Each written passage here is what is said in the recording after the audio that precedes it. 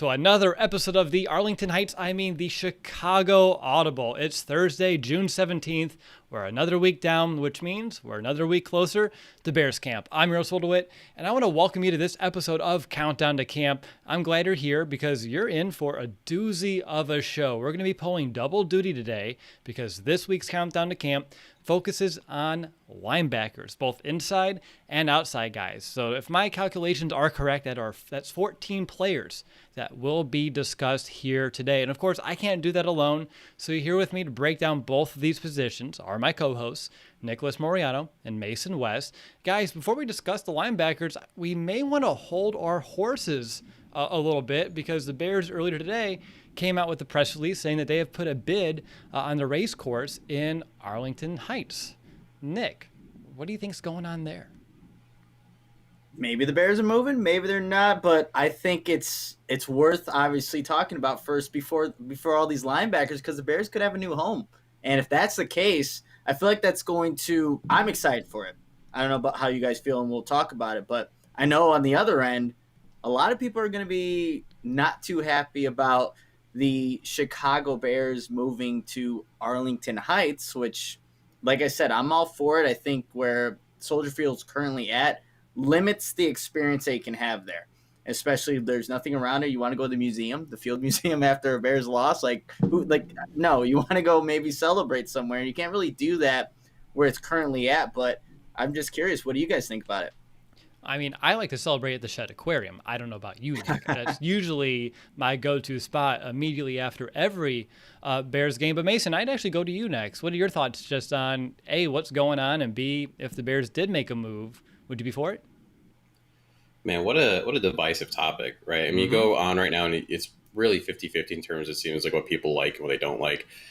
For me personally, I mean, this is selfish, but I live out in the suburbs, so I always really don't like going into the city. And I know, first world problems. I don't like taking the train to the bus, to the walk.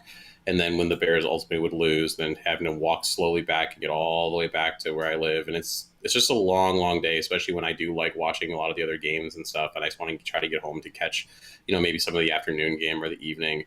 And like Nick said, I think that this just offers so much more options, whether you're talking about being able to host Super Bowls, being able to, rock out in December with concerts and things like that. And if the more recent stadiums have not said anything, it's shown how much they can do with them now. The restaurants they can have involved, you could have a casino attached to it if you really wanted to. I mean, it just could really make for a really fun rest of your day after attending a Bears game or before. Yeah, you can go catch a movie in there. They put like a screened theater in there. You say you can go bet at a casino. So many options. For me personally, I'm torn. I think the kid in heart would love to keep Soldier Field, as long as we can, because that's, at least in my lifetime, where I've been going to watch Bears games, where all my memories kind of stem from. But as you mentioned, when you look around the league, what they've done in Minnesota, Los Angeles, Las Vegas, Dallas, man, it's hard not to get jealous and envious of some of those stadiums as well. And, just the atmosphere you can do, a retractable roof. I know I do love myself some Bears weather too. So maybe, Green Bay comes to town, or maybe it's like the Miami Dolphins are coming to town. Like, let's just keep the roof open. Like, we don't want to give them any advantage. You still have that option as well. But what if this is not for a stadium? And I'm asking this question because one of our listeners, Kevin, messaged me on Facebook about an hour or so before we went live, and he was posing the question. The Bears are under lease at Soldier Field to about 2033. So obviously this could be a long-term play as it is. But what if they're trying to buy a facility for like a training camp practice type of deal where it's like a huge facility which they own, so like they have this huge family kind of experience? Because we all know Hallis Hall wasn't built to host a training camp. You're not going to have nearly the same amount of people that you did when you're down in Olivet Nazarene University. So what if this is like a family-oriented type of training camp facility? For me, I love the idea, but that'd be a lot of money to spend on something you use 3 to 4 weeks out of the year. So I don't know if that's viable from a financial standpoint, but any thoughts on that, Nick? Yeah, so I thought about that as well. But Jason Leisure did come out with an article today about this whole Bears making the bid for the Arlington Heights racetrack, and he wrote in his article, the Arlington Heights property would be exclusively for a stadium. The team poured more than $100 million into renovating Hallis Hall in 2019 and will hold training camp there for the foreseeable future. So, I mean, again, it's nobody really knows. Maybe, again, Jason Leisure talked to people that are inside, know exactly what that property would be for. But I think if they do end up moving there, that's going to be a stadium. It's going to be a stadium where you would hope they put some things for people to attend, like afterwards, like bars and restaurants, just to make it if you're going to do it big, you might as well go 100% into renovating that entire area.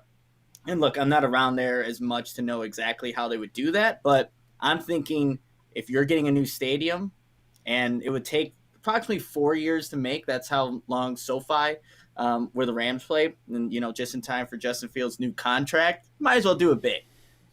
I like it. I like it a lot. Mason, what would you name the new stadium? Loaded question, I know. I mean, you wouldn't just go with Fields Field? In 4 years, he may very well prove to be worth the name.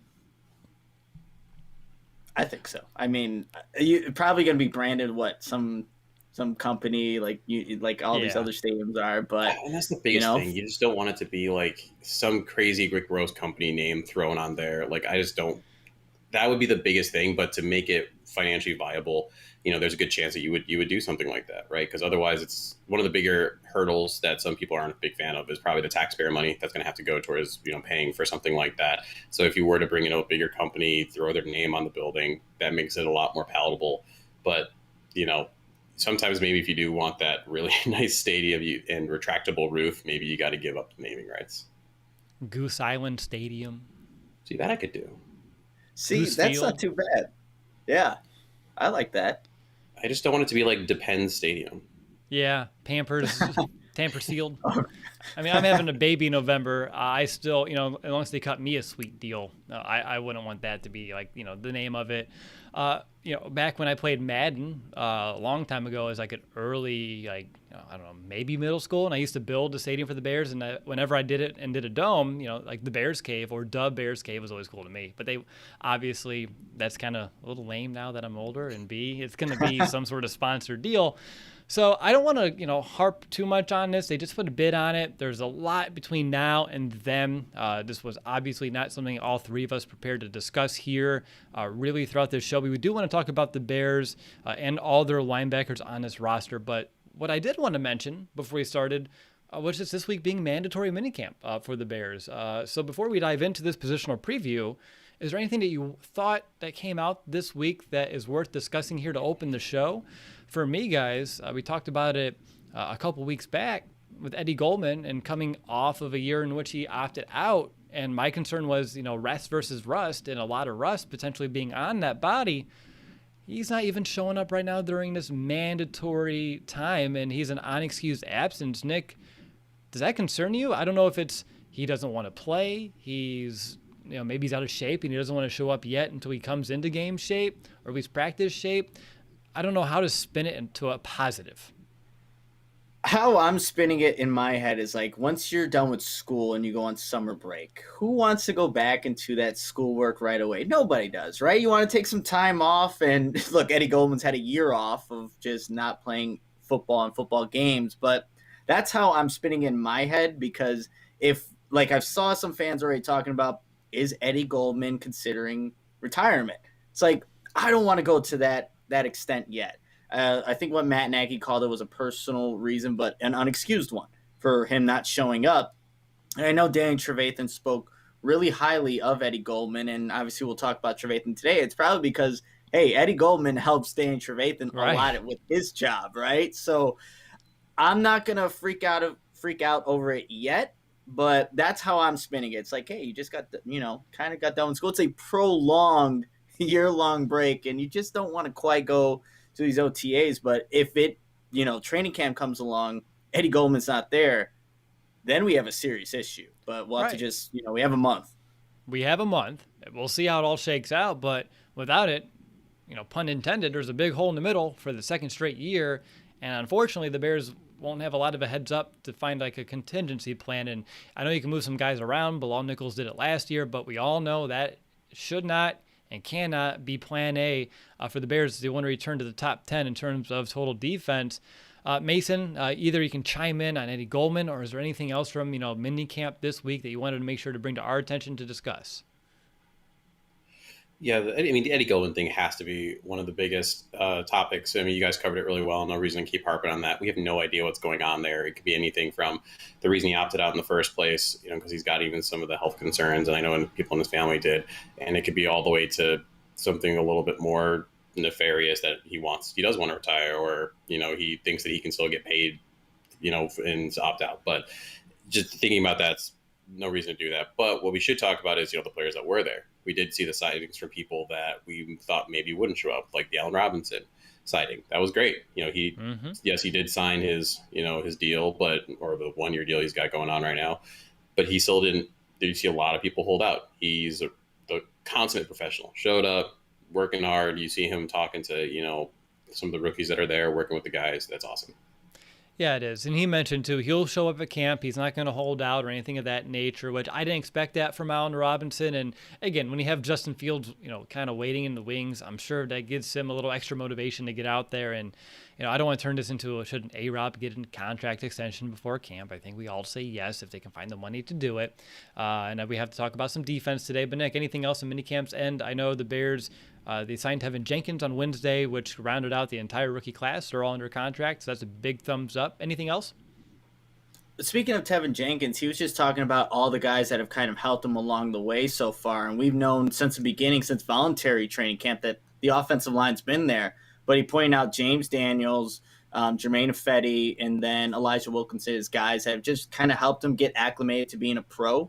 And it's like, again, Tevin Jenkins always has those quotes within a press conference. He was going to say, he had to censor himself basically. And he said that I had to censor myself just in case, just because of, press conference. And I always, end up laughing just listening to him just because he's a character. But yeah, he did mention that, those older guys have just taken him under his wing. And so has Andy Dalton in terms of Justin Fields and what they're doing and, just kind of building their relationship. I think what Justin Fields was saying, that Andy Dalton and his wife took Justin Fields out to dinner, and just, again, anything that he needs help with, he has questions on, Andy Dalton's been there for Justin Fields. So it's been a really good, connection just to kind of start off with. And I think that's to be expected.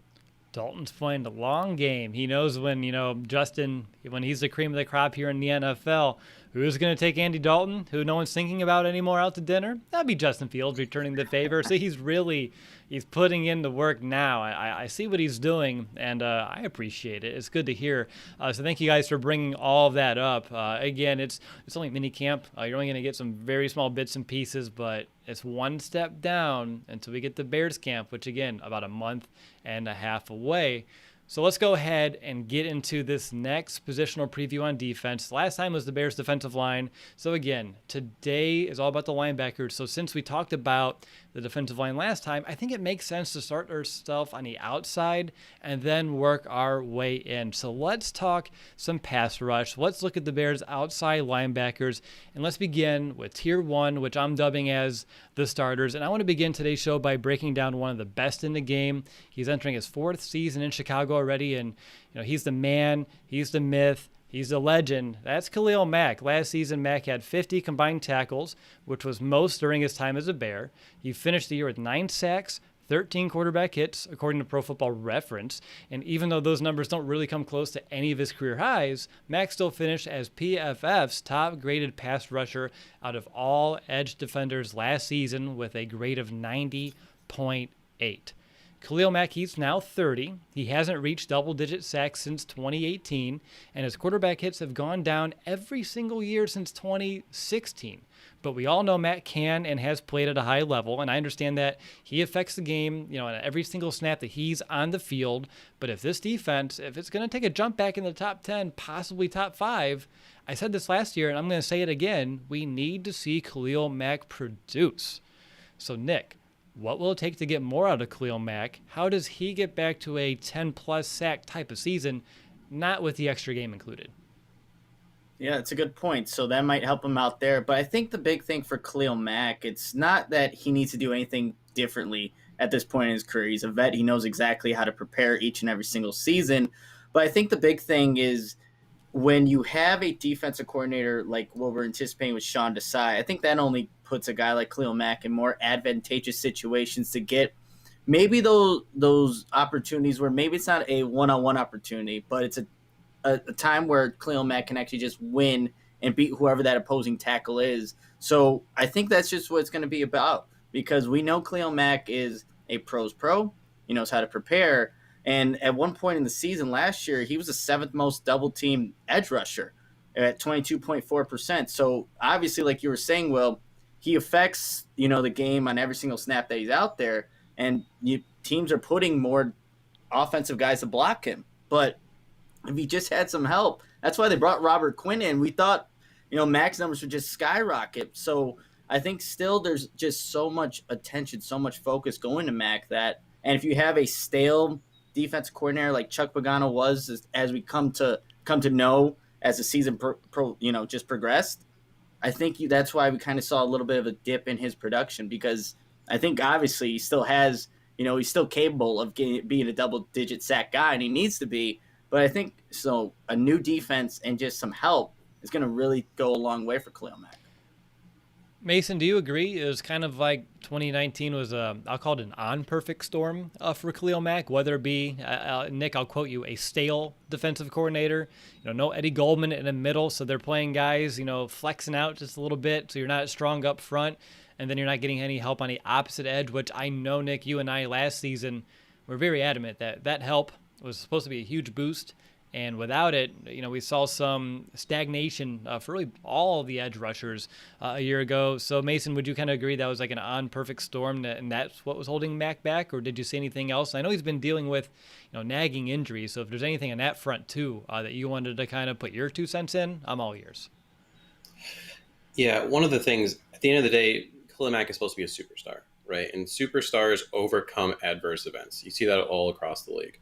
One of the conversations that is held consistently is, well, how many opportunities does he truly have for one-on-one pass rush? If you take out, the rushing plays, the times that he's double teamed, chipped, all those things, and people try to boil it down to, well, this are the pure one-on-one rushes. But even unfortunately those, when you actually look at some of those numbers, he's not exactly hitting home either. There's, some rushes, QB hurries, things like that. But again, how many times is J.J. Watt, even when he was starting to whittle down, how often was he double teamed and he's still making plays? Same with Aaron Donald. No one's letting him be one-on-one, but he is still making plays. So ultimately, he still has to overcome all those things. And like Nick said, though, he was like, oh, well, Leonard Floyd's not the answer. We have to have Robert Quinn over there. He's going to be the one that fixes this, take more pressure off. The excuse is that Hicks was out, which he was. But even when Hicks was in there, he was still struggling. And like you said, well, he definitely seemed to lose a step. You can kind of see that back even in 2018. Yep. Really where it started to be apparent was in that Dolphins game where he, I believe, had that ankle injury. And then since then, it's just been one thing after another. There was the ankle stuff. There was back tightness. He was always playing and practicing, right? He never really showed up on the injury reports, but then it's always in the offseason where it's like, oh, yep, Khalil was dealing with this all year. And it's one of those, well, did he take this last summer to get his body right? Or is it just been slowly deteriorating to the point where he needs a lot more of these veteran rest days? He cannot be that sustainable force that he was leading up to that ankle injury. And that's super, super common, where, getting a little technical here, when, especially the position that he's at, when you're trying to drive off that foot, if you don't have that solid push off, you're going to try to get it from somewhere else. And a lot of times that's where you end up in that extended position. And when you end up in that extended position, especially now when you're trying to have that anterior drive right into the single arm stabs that he does so well, that's going to put a lot of pressure into that low back. Quadratus lumborum gets overused. Now all of a sudden you got these back spasms. And that was also something that he seemed to be dealing with, especially I believe it was last year. So hopefully, like I said, he took the summer to get right a little bit, rehab that ankle hard, rehab that low back really well, and can come back like the 2018 early Khalil Mack Green Bay Packers game that made us fall in love with him immediately. Can someone piss off Mack before the season? Because we all know he was playing, with vengeance in mind when he first entered Chicago. And I want to see that level of play out of him yet again. Nick, I know I mentioned, we need to get some production out of Mack. Mason just gave a good, kind of background on some of the injuries and things of that nature. What are your, proper expectations for Mack in 2021?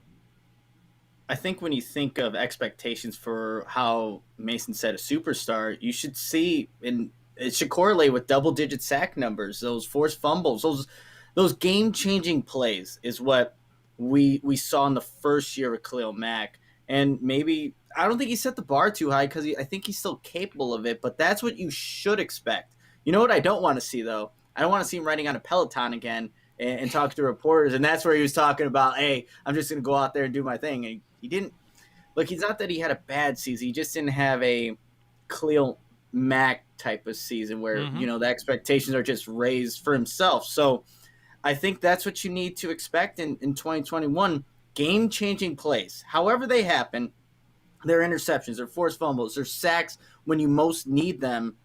That's what you should expect from Khalil Mack because that's who he is, and that's kind of the standard that he holds himself to. So that's what I expect. I think we say this every single year, Will. Now, since he's been here since 2018, we expect to see that with a new defensive coordinator. We'll talk about the other guy in a few minutes here, but can that finally equate to seeing that more consistently? We will find out. I think that's a good amount of discussion. Everyone knows what we should get out of Khalil Mack, so I don't want to get too deep into his discussion because we have so many players that we need to talk about today. So I want to look at the other side of the formation towards someone who, as we just mentioned, he was a letdown a year ago. After signing a 5-year, $70 million contract with the Bears in 2020 offseason, Robert Quinn did not make the impact that anyone expected out of him. After coming off a 2019 campaign in which he had 11.5 sacks, Quinn only mustered 2 for the Bears last year. And things started off hot. Heck, his very first play as a Bear was that strip sack on Daniel Jones in week 2. It took him a little over 3 months to get his only other sack of the season. And remember that I mentioned Khalil Mack was the top-graded edge rusher? Well, I looked for Robert Quinn. It took me a while. He placed 56th. There were 70 other edge rushers in the NFL last year that had more sacks than Robert Quinn. So needless to say, for being one of the highest-paid players on the team, Quinn he absolutely better play at a higher level here in 2021. And I don't think it makes too much sense to go back to last year and just rip apart Quinn's performance because it spoke for itself. So, Mason, I'll go to you first. What should we expect out of him this year? Is it wise to hold him up to I'll call it a high standard, just given his contract, or is that just foolish on our end? I would say that's a little bit of fool's gold on our end. If we say, hey, you have a $70 million contract, you need to earn every penny of that contract at this point. Most likely, I would think he's going to get deployed a little bit more sparingly and situationally. He's already come in hurt. I think it was, day 2 of minicamp, and he wasn't participating due to back pain. What were you doing all offseason? Piggyback rides? Yeah, probably. And it's just... and even going back a little bit to last year, there were some suppositions. Was he suffering from drop foot? There was some maybe evidence of that, but Matt Nagy came out and said, no, he doesn't have that. So one would imagine that's not the case. But there's definitely some funkiness going on there. I would expect him to be used, again, situationally when needed, third down, pin his ears back, get after the quarterback, versus being used as an every down edge rusher. Yeah, again, just due to the injuries that apparently he played through last year, already dealing with something here. I feel like, unfortunately, we bought a lemon. This body may not be holding up here for the Bears. Nick, all that aside, are there things that you think Sean Desai could do maybe to get more out of Quinn this year, or is it just really more on Robert Quinn to kind of just elevate his level of play? I think one thing he can do that Chuck Pagano, even though it wasn't very much in 2020, he had him in coverage 31 times. So that doesn't sound like a lot. It's a whole season, right? But prior to that, though, when Robert Quinn was on the Cowboys, he had 2. Yeah, because he played defensive line. He was an end in a 4-3 scheme. Well, that's another thing. Hand in the dirt more often than the 2-point stance, where Robert Quinn doesn't have that same drive, that same quickness that he displays on the edge, where you just saw that too often with Chuck Pagano and what he wanted out of Robert Quinn in his scheme. So that's why you have Sean Desai, to play these guys in where they feel comfortable, where their strengths are at. So even 31 coverage snaps, way too much. You can't have it with Robert Quinn. Have you seen the man try to drop back in coverage? It doesn't look very good. So take that out of the equation. Have this guy put his hand in the dirt, where when you watch some of the plays, they're not very many, and you could probably find them all, where he's making an impact, usually hand in the dirt, and sometimes they're running a stunt with the defensive end that's on that side. I think Quinn still has that speed to where when he's running a stunt and looping inside to where he can beat that offensive line before he even recognizes, hey, they're running a stunt here. Where's this looping defender coming from? I think he's still capable of that. They just got to use him in the right way, but still, a lot of this falls on Robert Quinn. Look, playing to the contract is not the way we should look at this, but just playing way better than what we saw last season. Maybe they just saw number 94 and instinctually they're like, oh, we have to drop that guy back in coverage. And obviously that's not the best plan. But I remember it was this time a year ago, maybe it was even a little earlier in the offseason when the Bears did sign Robert Quinn. And Nick, I posed that question to you. Are you concerned with this transition? Because when you look at Quinn's entire career, historically much better in a 4-3 than a 3-4, and you said, nah, I'm not worried about it. And I said I was a little hesitant. Actually, let's roll the tape real quick.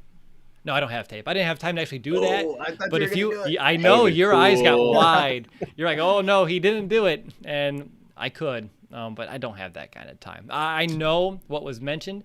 If you want to go back, I'm sure you can look at free agency reaction shows somewhere in 2020. We're talking Robert Quinn. You can pull the audio for me. Send it to my email, will@chicagoaudible.com. But no, Nick, you're right. We do need to see more out of Robert Quinn, and it is up to Sean Desai a little bit to get a little bit more creative. Maybe allow him to have some freedom along that edge as well on how he wants to approach it. Maybe there is a specific play he does want to put his hand down. Maybe he wants to try it as a stand-up, giving him that flexibility. And I was so concerned that they made him stand up so much just when I was looking back at, the Bears in 2019, heck, even 2018 with Fangio. There are times when Khalil Mack has his hands in the dirt because he was transitioning from the same kind of system as well over there in, at the time, Oakland. So hopefully they can figure that out.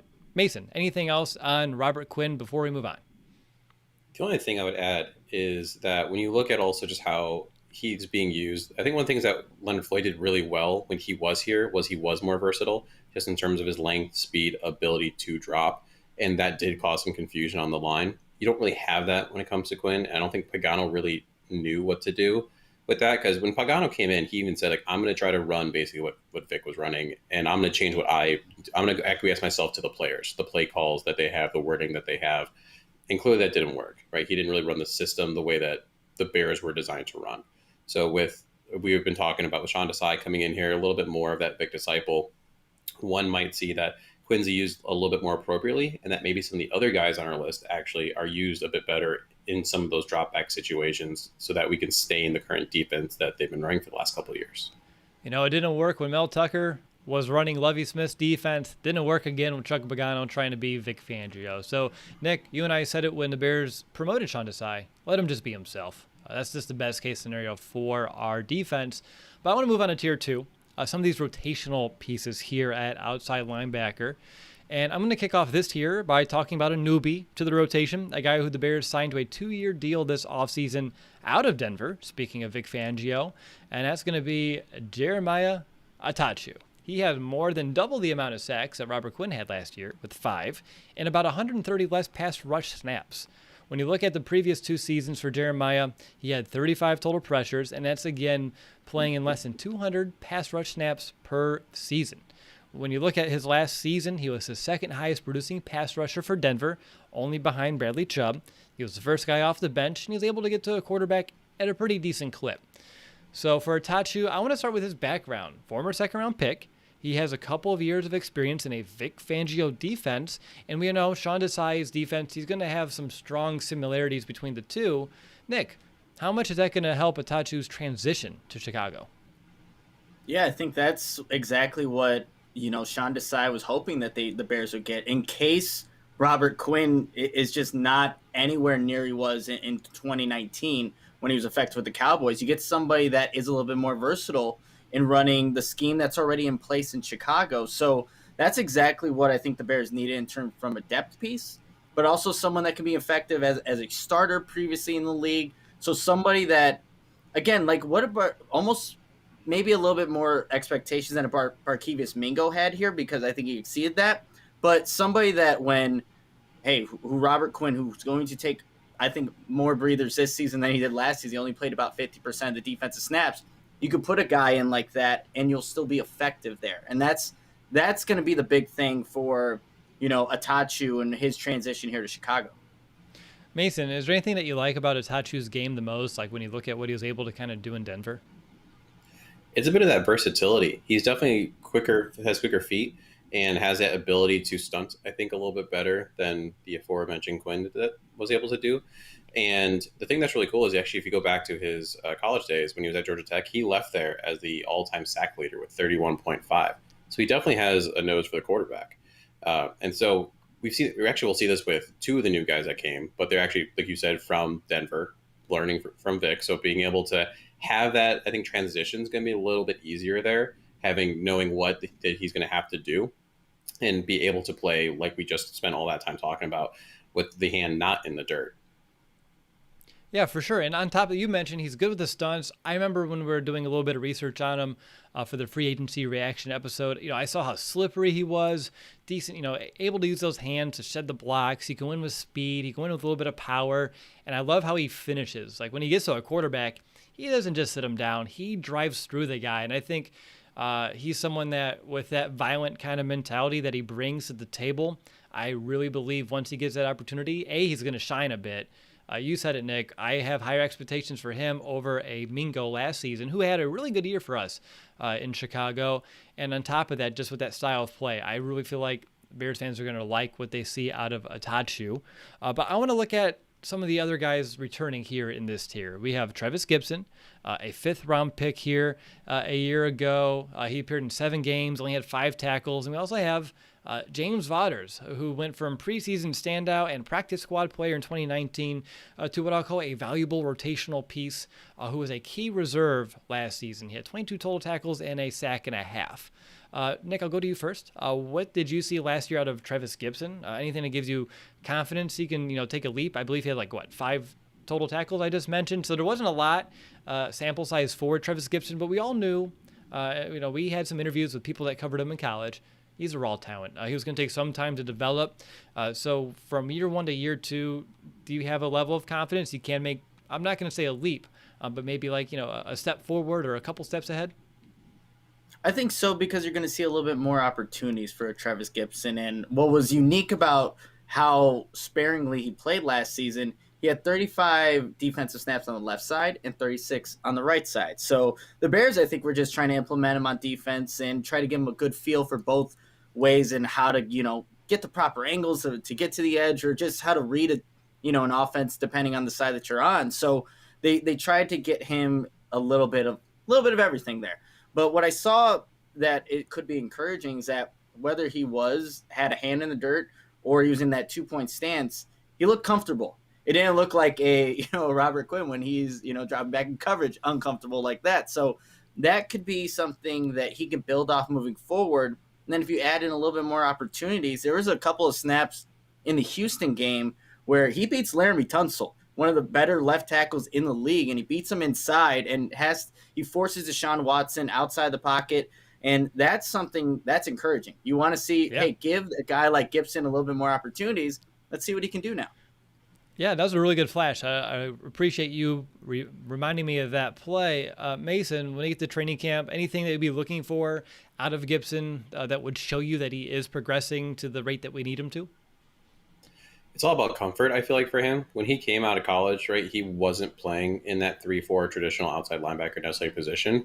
And Ryan Pace said that when he talked about him right after he was drafted. The Bears traded up for him as well. So definitely have high expectations for him, that he was going to take some time in order to really understand the position.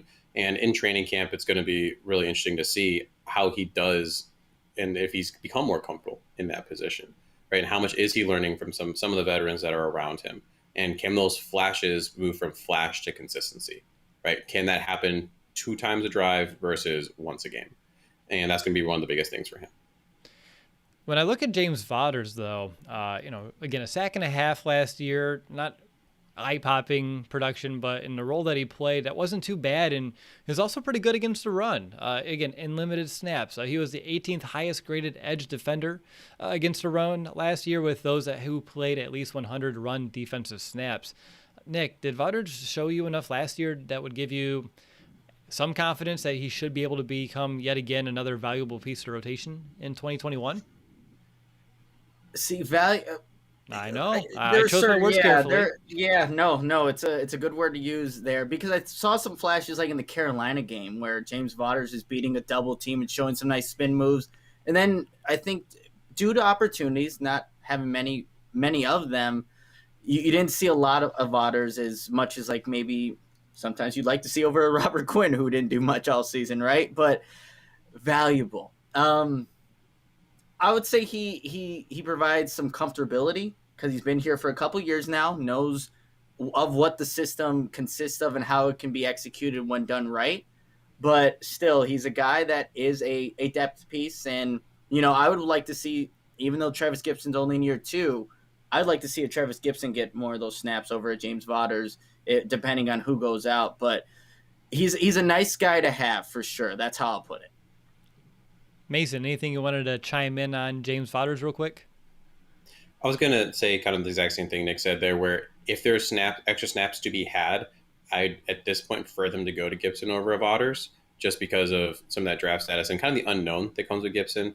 Otters had some of those really cool splash plays in some of the preseason where all of a sudden it was like, wait, who is this guy? Oh, wait, yeah. And that happened consistently in the preseason. It just didn't translate fully when he did get opportunities on the Sundays when he really started to play. So, he's a good depth piece again, just exactly like Nick said. And if something were to happen, if they decide to use maybe Robert Quinn a little bit more situationally, he might be a guy that could step up.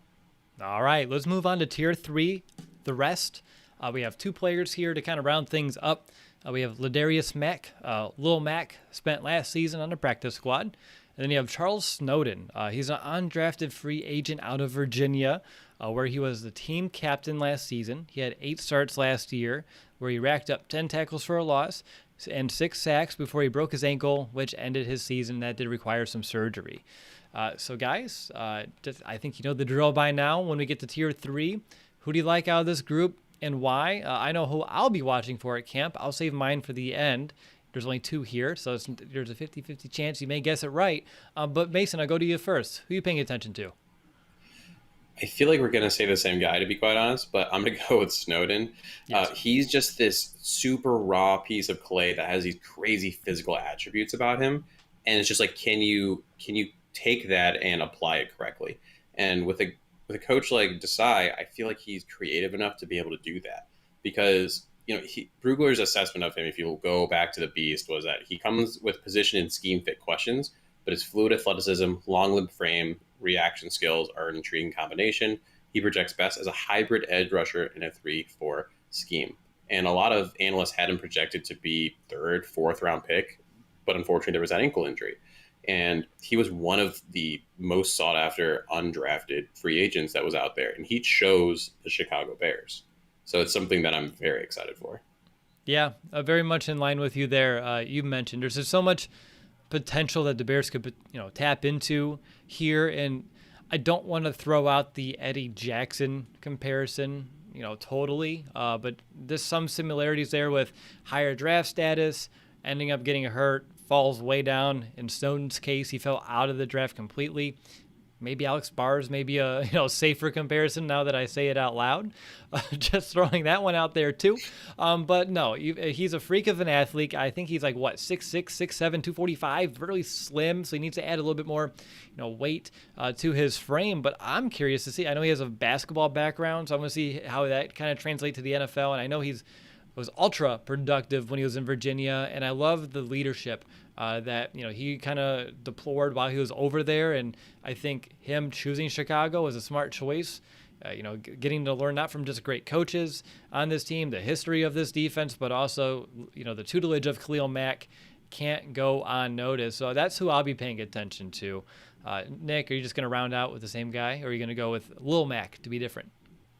No, I'm not going to be different here. I think we're interested in Snowden, see what he can be, but just going back and reading the draft profiles, like you guys said, projected round 4 guy, obviously didn't make it there. Maybe that undefined position, the injury, but also was compared to a guy like a Lorenzo Carter. And as I remember watching like tape, just seeing again a guy that's twitchy, that can be versatile. It's just intriguing that where Sean Desai can really implement a guy like this. And, in the right coaching and just having him kind of develop here, what can he potentially become? I don't know about Ladarius Mack, and obviously the name is probably why he's here, but I think with a guy like Snowden, you just got to wait and see, and maybe he can be something. Perhaps. All right, so that's going to end our outside linebacking discussion. Of course, at the end of the show, we'll do some over-under, true and false, fill in the blank, confidence meter, all that stuff.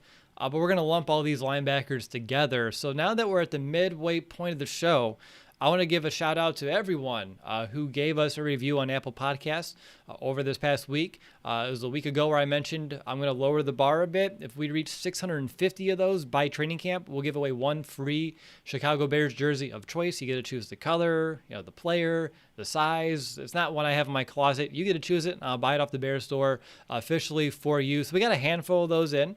So thank you for everyone for taking the time to do that. And if my calculations are correct yet again, we're only 20 or so away from that free jersey. So plenty of time to do it, less than one per day. And I know there are 20 of you listening out there that think, well, it may not be me. Well, we've given away, 6 or so jerseys throughout our time, and everyone says that. And when I email them, they're so shocked. So don't sleep on those odds. They're pretty good. So if you haven't yet, please review our podcast on Apple Podcasts. That helps us reach more Bears fans just like you. As you know, Nick and I, and Mason, as he's been joining along here, we've been doing this show, ourselves. We're not backed by a media entity or anything of that nature. So those do go a long way to help giving us some additional exposure. We don't have advertising dollars to really promote the show. And if you already reviewed the show, or if you just don't listen to us on Apple Podcasts or have the app, just tell a friend. I'd be equally as appreciative of that as well. I'm sure you have some more Bears fans in your little circle, and if you don't, find some better friends. No, I'm kidding. I have friends that definitely like other teams as well. Nick, did we get any donations over this week for any shout-outs, or do we have a goose egg over there? I think I know the answer, though.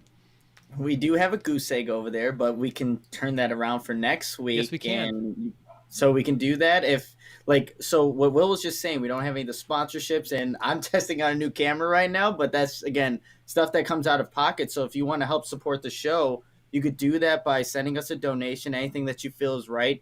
And you could do that through Venmo or PayPal. On Venmo, if you look up the username at the Chicago Audible, should see my name, the Chicago Audible logo. Or if you're more familiar with PayPal, which I know a lot of people are, you can do that by going to chicagoaudible.com/PayPal. And again, anything helps. We'd like to implement new graphics like Will has been doing here, which look awesome. Or me trying out a camera that gives Will a hard time prior to us logging into the show. So again, it comes out of our pockets and our time to kind of do these things. But again, you could do that on Venmo at the Chicago Audible, or PayPal, www.chicagoaudible.com/PayPal. And I also want to get Mason a green screen so we can all have some fun over here. So definitely lots of different things that you can help us achieve here before the season. My goal is to really, I'm going to say, pimp out this live stream before we get to the year. So our post-game shows and game previews have a little bit more pizzazz to them than maybe in years past. Very excited to kind of tap in this new technology yet again. And of course, I'll have a baby in November, so I better do it now, or else it may just never happen. How raising kids tend to go. But thank you again for everyone who gave the reviews. Thank you in advance for everyone who will review us as well as give us a donation over this next week. But I want to get back on track and move on to the rest of the show and shift our attention to the guys in the middle. So it's time for our inside linebacker preview. So let's start with tier 1. Let's call them the dynamic duo that are entering their 4th year together as a tandem. And let's begin this tier and position by talking about the Rock, or maybe I'll call him the Roquan Smith. He is already entering his 4th season as a pro. I mean, time, it really does fly. After an inconsistent 2019 season, Roquan came to play in 2020. He finished 6th in the NFL in total tackles with 139, which also set a career high. He also set career highs in tackles for loss with 18, which was the 4th most in the NFL, and he blew his previous career high of 8 just completely out of the water. He also had new career highs in quarterback hits 6, interceptions 2, and PBUs with 7, to go along with the 4-sack season, by the way.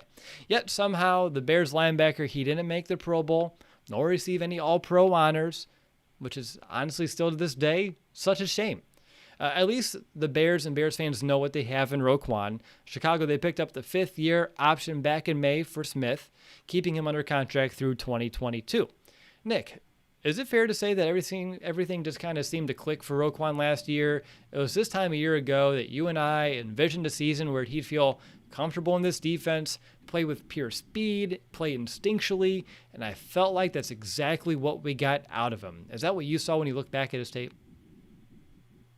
That is what I saw, but it wasn't maybe the first couple of games. There were times where you saw Roquan Smith missing some tackles. I think the Tampa Bay game is where you saw some of the deficiencies that were very limited in what you overall saw in Roquan's game, because you saw that speed, you saw that recognition of what offenses were doing in terms of where Roquan had to be and just beating running backs to the running lane. So you saw it all come together to what should have been an all-pro Pro Bowl season for Roquan Smith, but like you said, wasn't recognized as that status in terms of however you come to that conclusion. But yeah, Roquan Smith showed last season what he's capable of, and I think now the bar's been set, but I think he can even exceed that. Given look, there was no Eddie Goldman. He had a counterpart that we'll talk about that was pretty deficient in terms of his game, so he had to overcompensate in that area. So Roquan Smith really showed why he was, worth that number 8 overall pick in 2018. And, even just showing up as the only defensive starter in voluntary OTAs, I think that shows and demonstrates what Roquan Smith is all about. It's also a contract year, but it does say what Roquan Smith, I think, is about to do in 2021. So you say contract year. I know they picked up his 5th-year option for the following season. You think he's looking for an extension early? Because I would envision Roquan, if he has another season like he did a year ago, playing on the 5th year of that rookie deal, he probably would believe he's worth a little bit more than that. Yeah, absolutely. I think the only thing, nothing's guaranteed, right? He can get injured, in training camp, but I think just how Roquan, and he talked about it in his press conference, he's not too worried about the contract and things like that. It'll get taken care of, because I think the Bears are, they're going to look like we need our guy in the middle, because his counterpart's on his way out, if anything. So, yeah, I would think that Roquan Smith, he's going to, lay low, stay quiet about the contract, and just let his game speak for itself. Mason, what was your favorite element of the game that Roquan kind of brought to the table last season when you kind of reflect on it? The amount of field that man can cover is ridiculous. The play will be going to the complete opposite side of the field. He'll still, hit his gap assignment, leave that assignment when he knows it's not going there, go entirely the other direction, and still be the one that makes the tackle.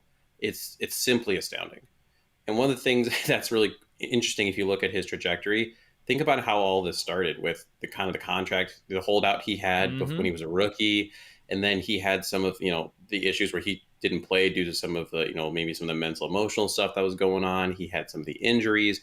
And with all of that being said, he still ranked 2nd with 98 solo tackles last year and led all off-ball linebackers with 18 tackles for loss. He, was tied with the 2 interceptions, which led the team, which, obviously that's a problem also with some of the defensive yes, backs, but we'll get to that.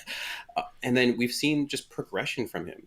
So the yards per completion allowed in 2018 was 9.8, 8.9 in 2019, and then in 2020, 5.8 yards per completion, just showing just a better understanding of the game, where he needs to be in coverage. So when you compare him side by side to some of the other Pro Bowl linebackers, his stats are the same, if not better. It's mind blowing. What an interesting career so far he's had, and I'm so excited to see where he ultimately goes. Roquan, he can almost do it all, right? Last year we saw him, you mentioned, really good in coverage, which he was one of the better coverage linebackers in the NFL. Not just, covering guys downfield, but when opposing offenses are, trying to throw out a quick, flip screen or something that across the sideline. I mean, he knows how to read, react, and just blow that thing up in the backfield, something that he wasn't diagnosing, even in 2019, nearly to the same degree. And then he has the ability to come in there, those A-gap blitzes. He knows how to time those right to take down quarterbacks. He has so many tricks up his sleeve. You never know what kind of Roquan you're going to get in any given down, and that's what makes him so dangerous. But when I look at Roquan too, he's had a couple of, I think they're freak injuries. But Mason, you're on Mr. Team Rehab. Is there any concern in your eyes just looking at, the last 2 years of him having to go down with injury? I know, the torn pec, and then last year toward the end as well, another injury that kind of took him out for both the remaining of the regular season finale as well as the wild card game. It's something that we definitely have to be a little wary of. I mean, when you look at the linebacker position, it's such a bull in the China shop kind of position that, and the with that pec injury too, that was something that I was heavily concerned with. When you're going in for the tackle and you're trying to take down let's just say Derrick Henry type player, and if you don't get the right form fit, now all of a sudden that pec is in a lengthened position, and that's where it's more likely to tear. And so if you're going to have that happen consistently, that's a recipe for disaster for a linebacker. And then we can tie his second injury, not as directly, but it still correlates. It really does. Still upper extremity. And the hope is that he can finish this next season with some health. Yeah, for sure. Nick, anything else on Roquan that you're looking forward to 21? Any question marks that you have for him, or just what kind of season you're envisioning from him? I'm going to keep it kind of open-ended before we move on to Mr. Trevathan. I'll keep it kind of vague because there's some bold predictions at the end that I definitely want to get to that, include Roquan Smith. But the thing is, when in the beginning of the season, what kind of limited him or why there were some missed tackles, I think he was playing too fast. And, Mason was talking about how much field this man could cover. I think that's where you kind of saw him get out of position, over pursuing some things, but he figured it out really quickly how to just be a little bit more patient. And that's why it came to the season that he had last year. So I think Roquan Smith's really figured out how to play this middle linebacker position, and that makes the Bears defense one that you really have to game plan for, because when you have that type of speed at that position, it really changes the game.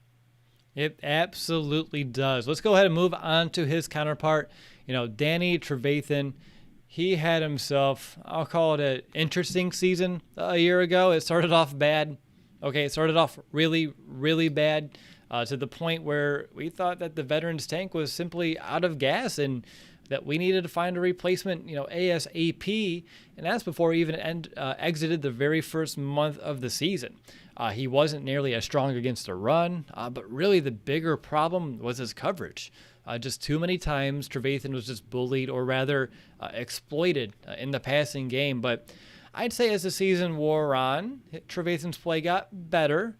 He was still a liability in coverage, but nothing like we saw in the early stages of the season. He finished the year with the most tackles, actually, though, that we've ever seen out of him as a Chicago Bear for a single season, with 98 total tackles. So there was some good, there was some bad, and early on, a lot of ugly when it came to Danny Trevathan last season.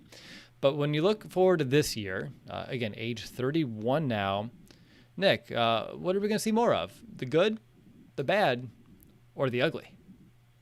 Well, Danny Trevathan kind of ended with the ugly in terms of like the waves that he had throughout the 2020 season. Really bad, decent, and then it was that Green Bay game and then the wild card game against the Saints where you saw, flashes of the old Danny Trevathan that started the 2020 season. So it's a really good question, Will. I can't give you a definitive answer because according to Danny Trevathan, age is just a number. So you're going to have to wait and see, like how he said in his press conference, how he's going to play. But what was concerning for me is that early on in the season and like late, like I was just talking about, it just seemed like he, in terms of processing things, it was just slow. And when they were crossing routes, it's like, oh, once the guy crosses my faces and is 2 yards ahead of me, 3 yards, whatever, then I should chase him. It's like, no, Danny Trevathan, you got to be, out in front of that guy already running. So that's probably the biggest issue with me in terms of coverage, is that being a veteran, you'd expect that, just what he's seeing, to trust what he knows in the defense and what his responsibilities are to put him in better positions. But that just wasn't the case for a majority of the 2020 season. So that's my biggest concern. And I just don't know if we're going to see even the middle portion of the season Danny Trevathan that we saw come to play in the beginning of 2021. Boy, that would be A big hurdle and challenge for this defense if that is indeed the case. Mason, I'm curious, what's your biggest concern when it comes to Danny Trevathan this year?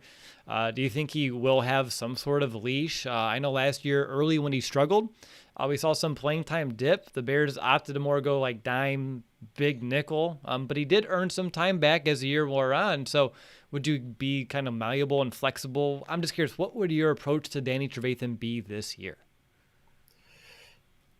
I think my approach to Danny Trevathan this year would be a bit of a shorter leash. And it's such a fall from grace thinking back to the Danny Trevathan who had that amazing fake out rush in 2019 against the Washington football team where everyone was just astounded by it. And it's just been a slow decline. I talked earlier about Roquan's yard per completion. Danny Trevathan's gone the other direction. 9.3 in 2018, awesome. 10.0 in 2019, and then 12.5 in 2020. In 2018, he allowed a 95.1 passer rating, 118 in 2020. Yeah. So, and that's with DeAndre Swift dropping that pass early on. Exactly. And I think we saw with some of the other moves that the Bears made, not a ton of moves at linebacker to, some Bears fans' chagrin, but bringing in some of the other guys we'll talk about, that they have a little bit of maybe an insurance policy of, hey, if you're not getting the job done, we're going to try to see what we got in some of either the young guys, or we're going to just try to plug the hole with some of the vets that we have. I think that's a perfect transition, Mason. I couldn't have done it any better myself. So we're going to enter tier 2 of the inside linebackers, which I'm dubbing as depth pieces, ? We have 2 players in this tier to discuss here today. So first up is going to be Christian Jones, who is making his return to Chicago after spending the last 3 seasons in Detroit.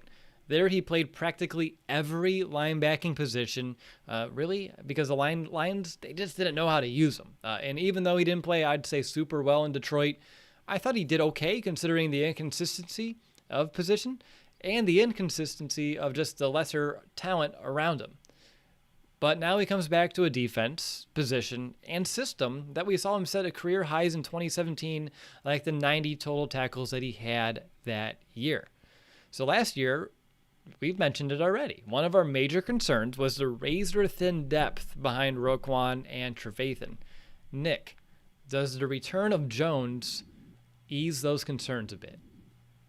It does. He's a guy that, we were looking for veteran depth at some point for the Bears to acquire. And Christian Jones is a good get, I would say, just because of the experience that he has already being in Chicago and, even in Detroit. It's hard to stand out in Detroit in terms of on defense or just even when you go there, things, fall apart. But I think for the most part with Christian Jones, what he can add to this linebacking room, not only his experience, but comfortability. Like when we talk about some of the other guys that are in this core group, I can't really say that about the other guys that are past these 3 that we're talking about right now, because Christian Jones, again, has that experience and has played as a starter in this league, unlike some of the other, players that the Bears currently have. So it does provide stability, some comfortability, but also in case Danny Trevathan looks a lot like what we saw throughout the 2020 season, just really unstable in terms of what he's going to do on any given play, you got to see what a Christian Jones can do. I know right now it's depth, but man, if it does end up being that in 2021, as a defense coordinator and Sean Desai being his first year, you got to know when to make that move sooner rather than later. Mason, do you see a potential path toward a move like that? Throwing in a Christian Jones, and what kind of weird full circle that would be, right? Because it was like Jones and Trevathan years ago, and Jones and Kwiatkowski, and now it could be Roquan and Christian Jones, which, when you look at what Christian Jones, he was more playing like an off-ball linebacker, right, for Detroit in their 4-3, playing like a weak side type of backer. That's not really his best kind of fit, and I do think he's someone that can step in. Heck, we saw him step in years ago, and he was serviceable, and I feel like he's probably only gotten, even though his production wasn't there in Detroit, a little smarter, a little older, a little wiser, and I think he can end up being, a valuable piece of this roster. Would you feel comfortable if he had to play extended time in place of, we'll say, Danny Trevathan for the sake of the conversation right now? Christian Jones' middle name might as well be duct tape. He's going to do a solid job holding things together, but is he something you want to be sitting there long term? No, you're eventually going to get that piece fixed. But in the meantime, you're going to feel relatively confident that your bumper is not going to fall off as you try to get to work that morning. And I remember Christian Jones just being solid. It wasn't like it was the super splashy plays, but I also don't remember him having a lot of missteps. It wasn't like I was shaking my head like, oh man, Christian Jones blew that assignment. He didn't fill his gap. He does the job he should do. And like you just alluded to, the Lions just do Lions things. I wouldn't use his time in Detroit as really an indicator of what he can do. And obviously he was here in 17 with Vic Fangio. So he is used to the system. He should be able to pop in and again, just at least at a bare minimum, be solid and not let tight ends run up seam routes and you're 20 yards away from them. I feel like, Nick, if I remember our conversations I say as well as I think I should, for 4 years after the fact, our biggest gripe with Christian Jones was that coverage ability more than anything. But what he brought to the table would be, I'd say, better than what Danny Trevathan did provide us a year ago.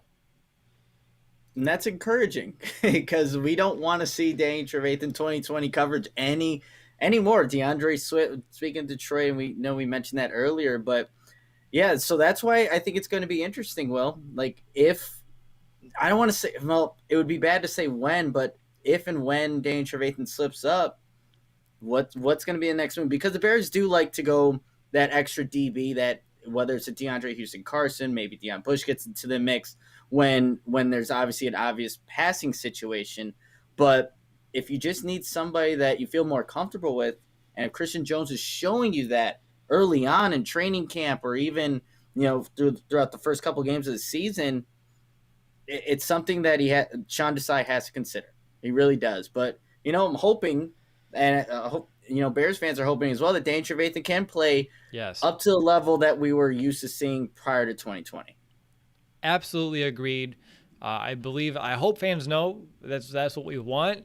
We can't sit here on this show though and say, yep, it's going to happen, because there's nothing that showed us it could or it will happen.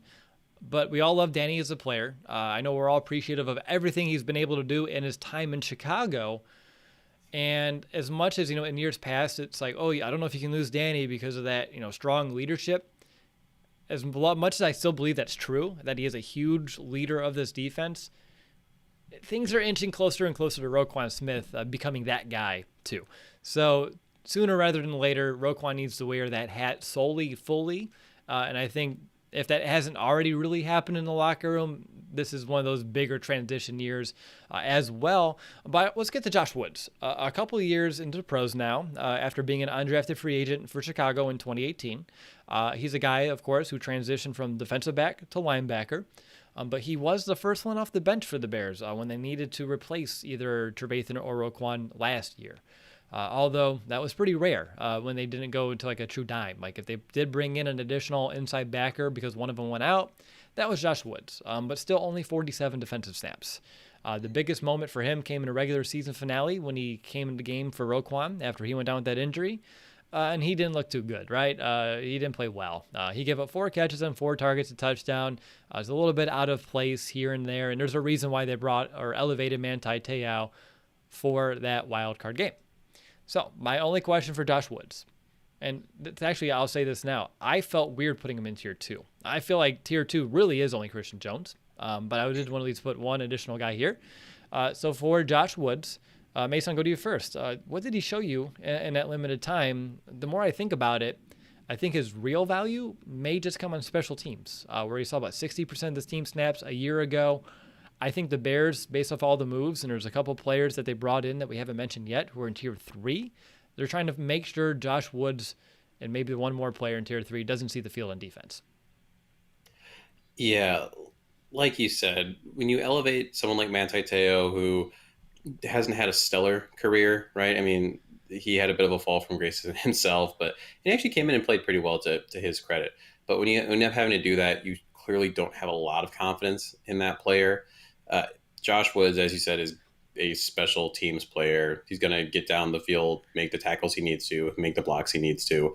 But if we got into the position where we're asking him to start, if, heaven forbid, there's an injury somewhere or performance issue, the confidence meter that we're going to talk about later would drop substantially. So, Josh Woods is a guy. That's accurate. Nick, anything else you wanted to kind of add in as we round off the Josh Woods discussion? I think people know my stance on Joshua Woods, but I will say this. Whenever you see Roquan Smith post on Instagram, there's always Josh Woods there. They're good buddies. So he provides that, I don't know, that connection, that linebacker stability in terms of what the guys are looking for in terms of friendship. But football player, in terms of, providing productivity, not very much. All right. So we can easily move on now into the third tier, which, again, maybe it would have been more fair to put Woods there, but we have 3 additional inside linebackers to bring up real quick. We have Austin Calitro, a 2017 undrafted free agent. This is already his 6th team.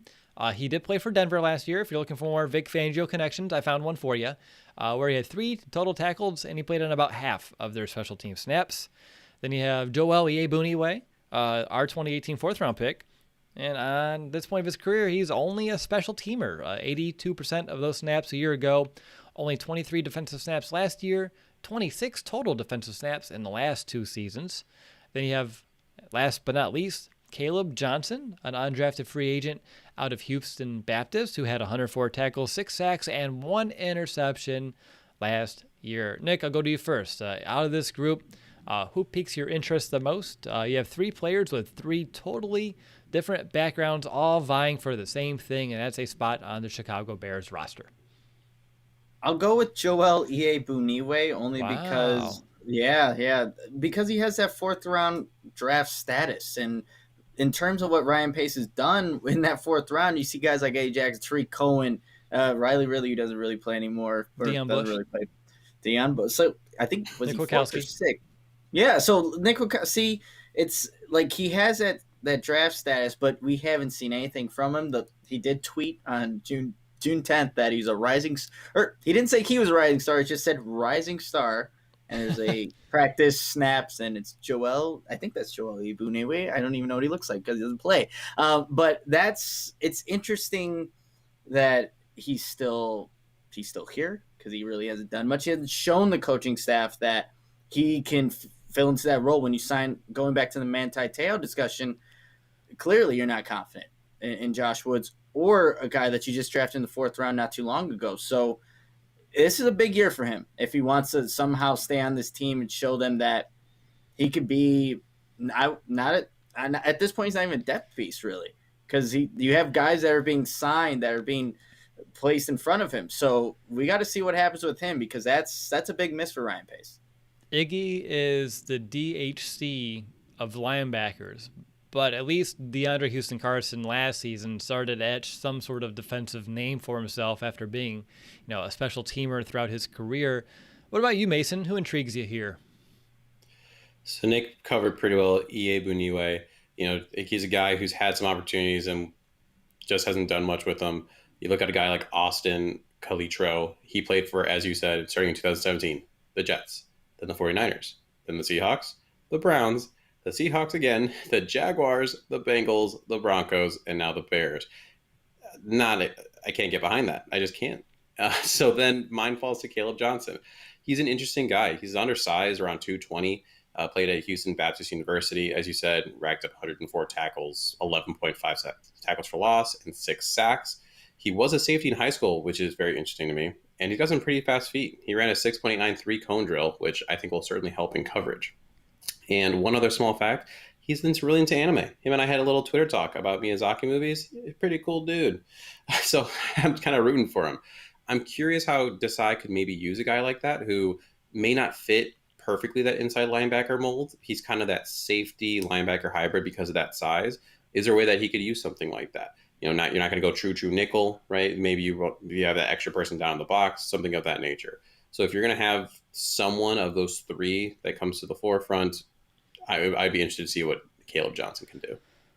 It's hard not to get intrigued by any undrafted free agent when you have your own draft pick and Iggy that I'm not going to call him a bust. He's a special teamer, so he has value. And then again, Austin, who's been on a third of the NFL's teams in a matter of 4 seasons. He's the Ryan Fitzpatrick of linebackers. I think he's moving faster than even Fitzpatrick did around the league. He gets passed around rather quickly. And apparently the Seahawks wanted him here, there, and everywhere. But, yeah, I'll tell you one thing. I missed Roquan Smith, our undrafted free agent last year, that I thought had a ton of potential, who got poached off the practice squad. Or was it waivers? One of the two. Doesn't even matter. He's not a Chicago Bear anymore. But he was someone, if you would have thrown him in this group, he definitely would have been the guy that I would have put above all of the rest. So that's unfortunate. But, hey, Roquan Smith, you got another shout-out here on this podcast. Who knew that was going to happen here in June 2021? But that's it for all the tiers of both linebacking positions, which gets us to the next segment where we need to decide who the heck is even making the team here. So let's start with outside linebacker, where we kind of kicked off this show. Let's start like we always do, too. I have 5. Everyone else on the same page with number? Yes, sir. I cut mine off at 4. All right. So that means you got to go first. So then Nick and I can debate who that 5th is. So you give us your 4. Khalil Mack, Robert Quinn, Jeremiah Attaochu, and Travis Gibson. All right. So Nick, I know we have those 4. There's no way we don't have those 4. Who's your 5th? Sorry, you just cut out again, Will. What'd you say? And look at this. And the green screen's messing up. I asked who your 5th player is. Did you hear all 4 of Mason's? I did not. So if you could just repeat them, that'd be great. Or even just say your 5th and I'll agree with you. I don't think you may not want to. I have Matt Quinn, Attaochu, Gibson. I'm still throwing in James Vaughters with Snowden on the practice squad. I feel like he's a little raw, someone that needs to add a little bit weight and who can probably be stashed on the practice squad for a little bit without too much fear of being poached. But also, Mason, you said it. He was one of the most sought-after undrafted free agents.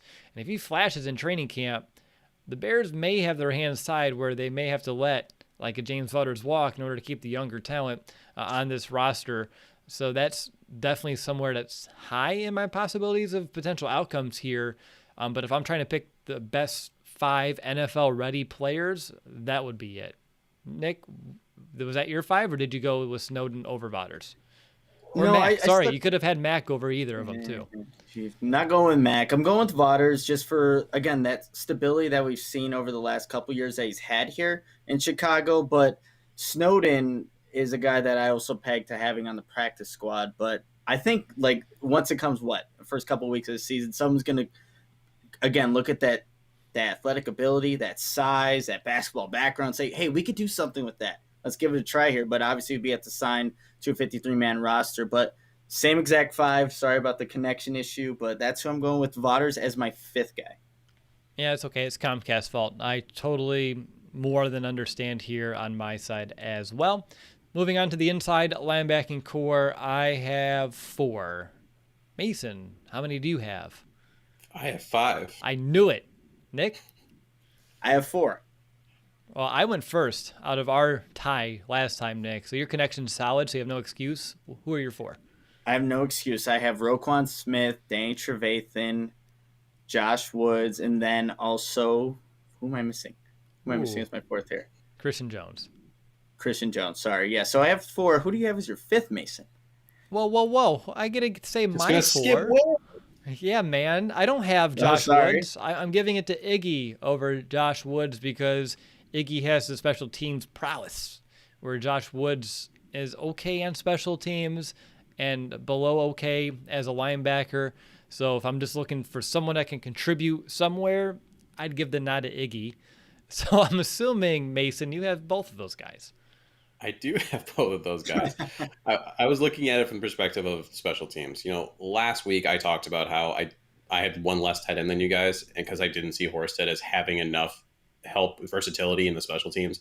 This is, I think, where they might make up for it and getting just that one extra guy that can actually help a lot more in that third phase. Right on. I like that a lot. I like that you had, different numbers. That way we didn't all have the same numbers of players going each way. And Nick and I had different inside backers. So look at us on different trains of thought. But let's jump in, and I'm excited because now it's time to play a little bit of over, under. And I want to do my graphic one last time because that was sad. And there it goes. I have the wrong order of overlays. It's all about the order of the layers. But getting back to business here, the over-under, I have a decent handful here. Mason, go to you first. Over-under 11 sacks for Khalil Mack this season. Under. Until he can prove to me that he can do it, I just haven't seen it from him since early 2018. All right. Nick, how about you? I'll go over. He had 12 in 2018. That's where I think he'll end up in 2021. I took the under. I have a number here at 10. Again, we have the extra game. I know I have to tell you every week, Nick. So we have that extra game to kind of throw in there as well. So we'll move on to the next over-under, which is 4.5 sacks for Robert Quinn, which is a weirdly low yet scarily high bar to set for someone making a boatload of money. Nick? That would be over double than what he had last season, which is crazy to say. So I'll go over for Robert Quinn. I know we were talking about how many opportunities is he going to get this season, but I think you put him in the right situation, he's capable of it still. All right. Mason?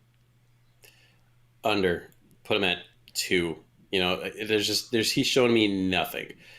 And then he came into camp and he's already hurt. So what if he can't play this entire training camp for some reason? What if he's held out a lot and now he's walking into game 1? He's not even in shape. Like, I have a bold prediction that is going to be a tie to this. Under. Love it. Under. One more for the edge guys here for over under. 6 sacks combined for Travis Gibson and Jeremiah Attaochu. Mason, you're first. Over. Well, give me a breakdown. I don't want to go do too much. Because again, it's tied to my bold prediction. But oh my gosh, I feel that Attaochu specifically fits really well, I think, with the versatility that is needed to be opposite of Khalil Mack. Okay. I trust you that you're going to blow me out of the water here for this bold prediction, and it'll be worth my while and my weight. Nick, how about you? You're going to take the over or the under? I'll go under at 5.5. Okay. Works for me. Moving forward here, let's move into the inside guys. Over under 150 total tackles for Roquan Smith. I set the bar sky high, but with the extra game, maybe it's possible. I think it's within the realm of possibility, or else I wouldn't have said it there. Nick? I'll go over. I mean, 139 in 2020, and like I was saying earlier with Eddie Goldman not being there, Danny Trevathan up and down season, he still is capable of that. Roquan can get over that. I won't say anymore because bold predictions. Again, bold prediction. Bold predictions. You guys, that's such a cop-out. I'm going to make a bylaw that says you can't do that. But Mason, how about you? I'm going to say over as well. He's just shown progress each year he's been in the league.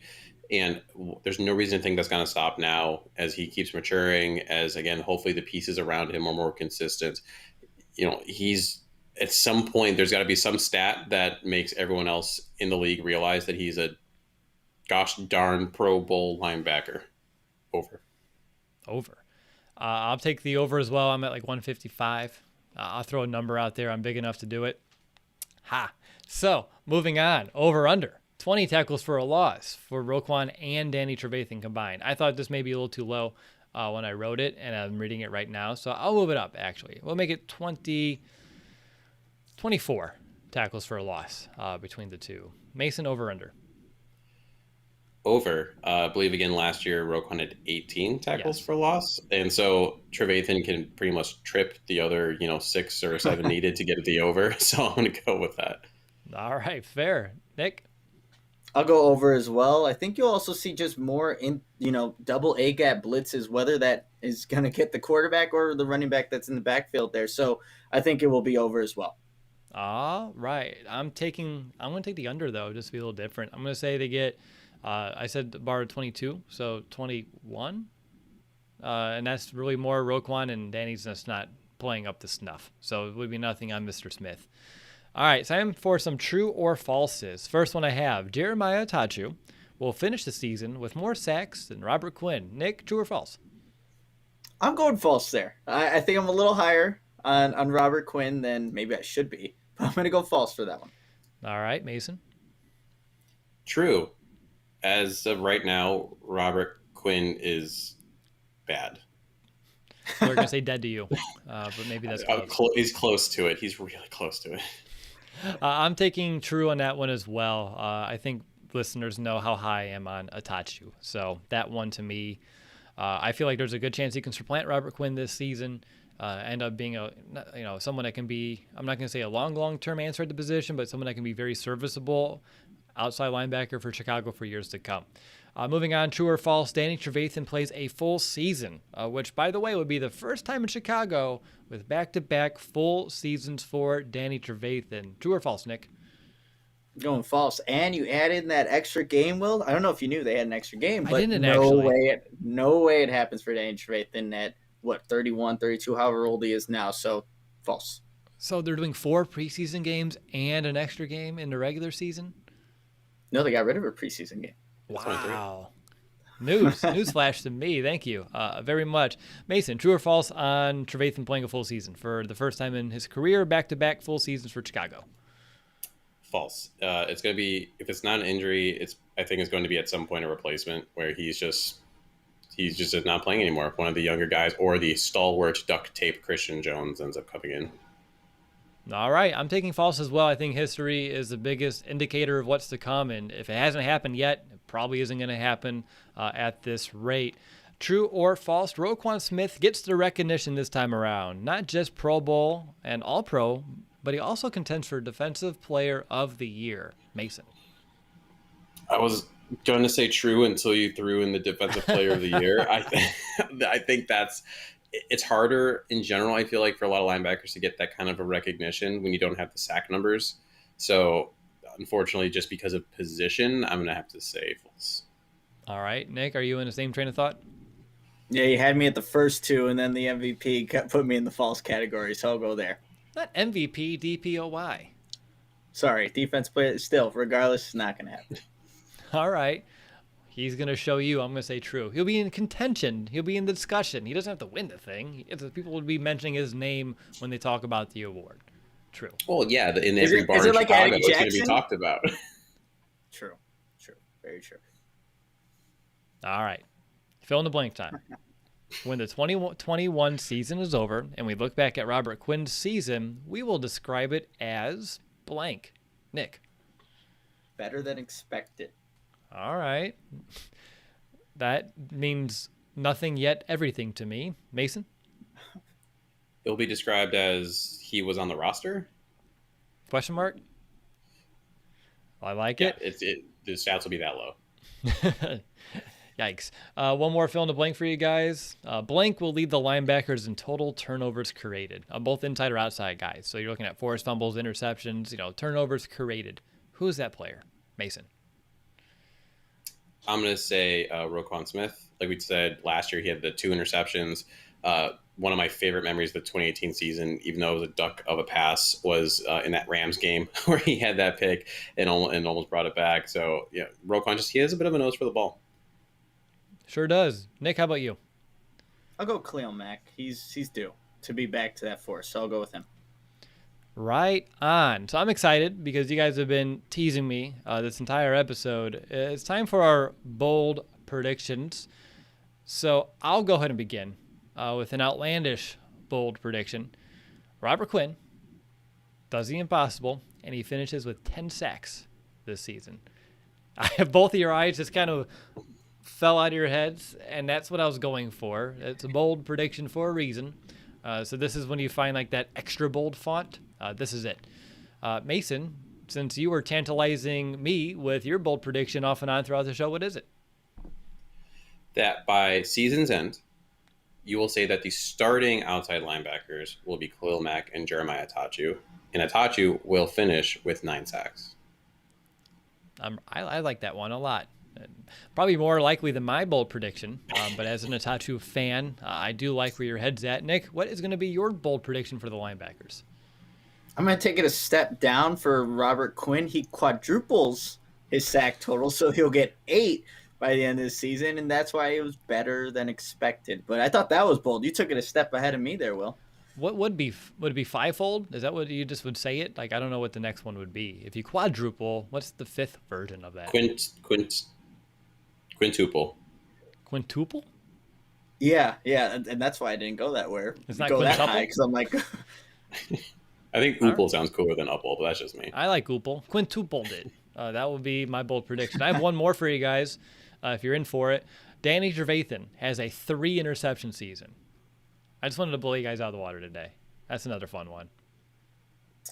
I did have one for the inside linebackers too, so I might as well say it right now. I have Roquan Smith leading the league in tackles. Last year, 164, so he gets 165 in 2021, and is recognized, like you were mentioning earlier, Will, not defensive player of the year, but in that discussion of just being one of the best inside linebackers in the game. So last year's high was 164, you said? Zach Cunningham from Houston, 164. In 16 games. In 16. Yeah, I had an inside linebacker one as well. Well, that defense on the field a lot. True. Caleb Johnson will finish the year with 1 interception. Right on. Everyone's like, who, what, why? Yeah, that's why Chad, it's I'm waiting Who for knows what's people going to on say. here? There we go. All right. Let's move forward to our last thing we got to do here. Confidence meter. Both positions combined. What level is your confidence? I'll go ahead and begin because I feel like I never begin these. So my confidence, I'm at about a 9.2. Last year, if I look at where I'm at this year compared to last year, I'm a little bit more confident in the depth of inside linebacker, although I'm less confident in Danny Trevathan's ability than I was in, say, June, July of 2020. But overall, Roquan's ascension and what we're expecting to be yet another step forward really gets me excited.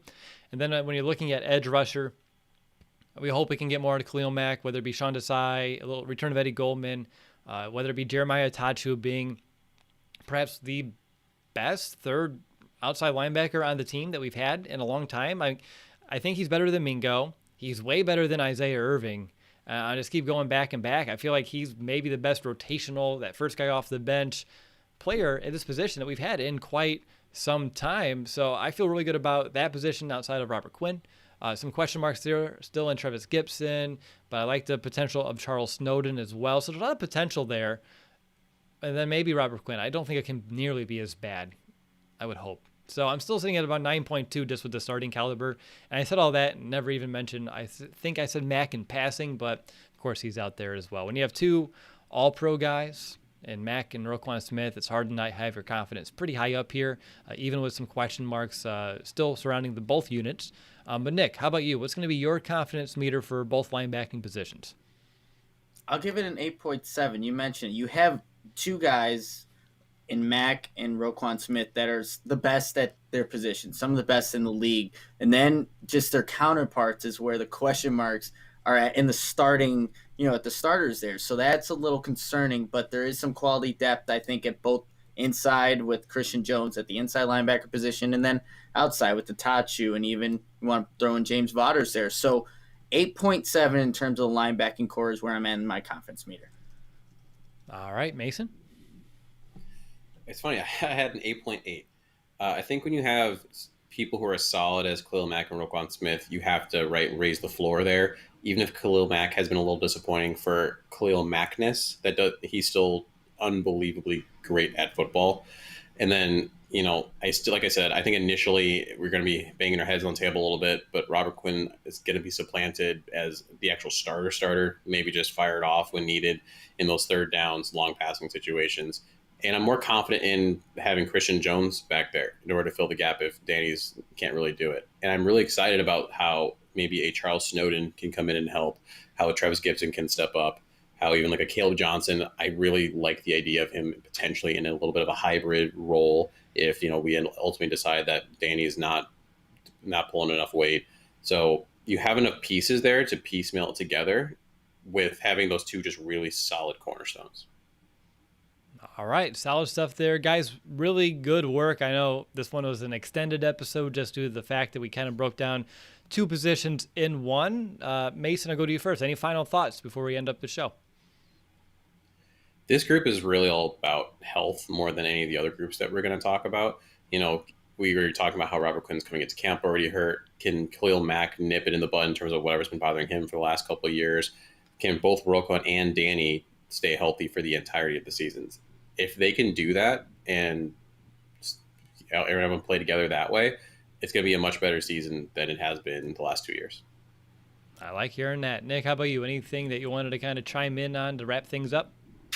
Yeah, just to wrap things up here about these two groups, it's going to be about splash plays that these guys can create. Really looking at Roquan Smith and Khalil Mack, because if those two guys alone are just playing at an all-pro level, man, this defense is a formidable unit. It really is, and we saw glimpses of that last season, but we need more consistency. Consistency, they say it's key, Nick. They do say that. It is a saying that has been said probably too many times.